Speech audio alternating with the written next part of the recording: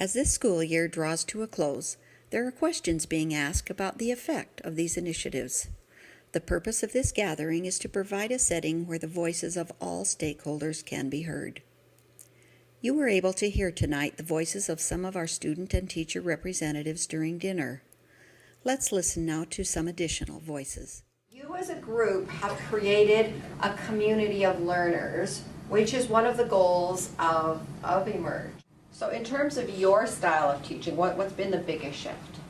Everything. His main goal is to get the kids to think for themselves. Yeah, shock, step of faith, trust in where technology would take me and where it would take my students. And then it became a wonderful, chaotic experience. That's the biggest thing for me is I've had to go and learn to unpack the curriculum and to take it back to the basics. You have to go out there and say to the students, okay, I don't know about this, you teach me, and I had to be okay with learning what they already knew to try to catch up and at least then teach them my content, my curriculum. But I think it's about the project. It's not about the technology. It's about, you know, we plan in a different way and we plan the project to fit the curriculum objectives, and the technology fits into that. It's not about how can I use this laptop? And that, I think, is the biggest shift. And administrators need to know that embedded PLC, if it wouldn't have been for embedded PLC with me, I wouldn't have had the confidence or the expertise to pursue what I pursued, because I've been able to work with Well, and I think that gets at the piece that we've always talked about. How do we make real world connections for our kids? And you have to plan things that kind of hit home to them too. This was something they were very passionate about. I've never seen our students become so passionate about anything. And these endangered animals, they felt for them. And it's going to hit home because it's real to them.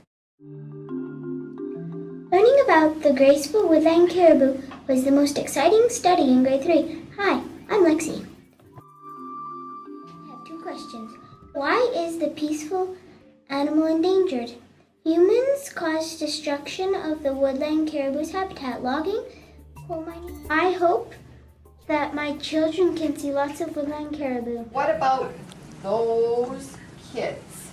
And we all have those kids. With those kids, like what we have done in grade 3 is everything now is it's either a wow or it's a whirl. And a whirl is like, you know, you just like leaves flying around helplessly, not knowing where you're going. And then a wow is what we're all working for. And even those kids can now, like, you know, we just finished our keynotes all about me, and those children can look and go, okay, this part of my keynote I need to work on because I want it to be a wow. And they know exactly where they are at their I have a boy that has Asperger's, and he'd get sent to the office quite a bit just to get away from the other kids because he was so distracting.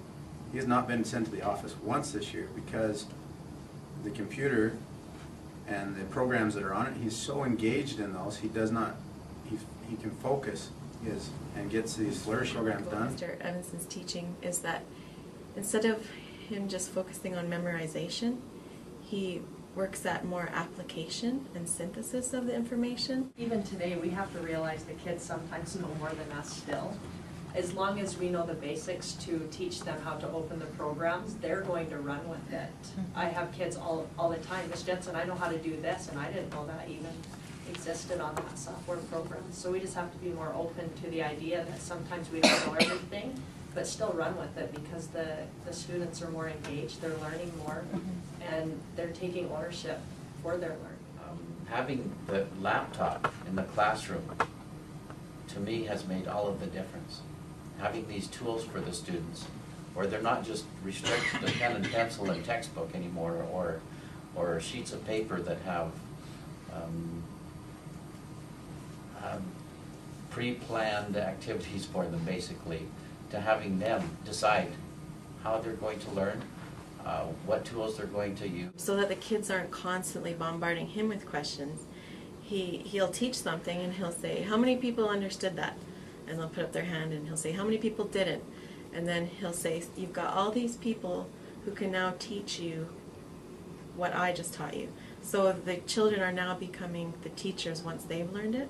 He teaches them a concept and then they get to figure it out and solve their own problems or go to their friends and have them help them. So they're working together to figure it out. They have to know how do they best express themselves. I have students that can't write, period. They struggle with writing. So I say, okay, fine, if you don't want to write it, you don't want to type it, tell me about it. Find the application on there, record your voice, and we'll talk about it. You will need a beaker, a bowl of water, and some paper towel. Place the paper towel inside the beaker, then put the beaker upside down and put it into the water. That way. And then I have some students that say, I don't even want to use the computer, can I just write it? Absolutely, go ahead. So I have one project and I have 8 different ways of people expressing, or students expressing how they've learned that knowledge. Last year I had an autistic boy in my class, and I don't know what he had done up to this point, but nobody really gave him a chance to communicate at all. And just watching him use the laptops, it was a way for him to be more engaged. He was able to do the research, he was able to learn. He couldn't read, he had to have someone read it to him, but he was able to learn the information he needed to. And at the end, he ended up creating a podcast about his endangered animal. And I don't think anyone had ever even allowed him to speak, but he just did an amazing job of creating this podcast. He used expression, he learned big words, he knew what these words meant, he understood that his little long-toed salamander was endangered and what can we do, and he hated that he couldn't help it. Alberta's Danger Animals. My name is Joseph, your host. Let me tell you about the long-toed salmon.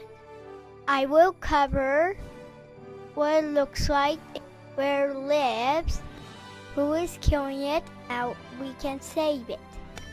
The legs are 2 centimeters long. He has a long tail. That's all for now. Bye!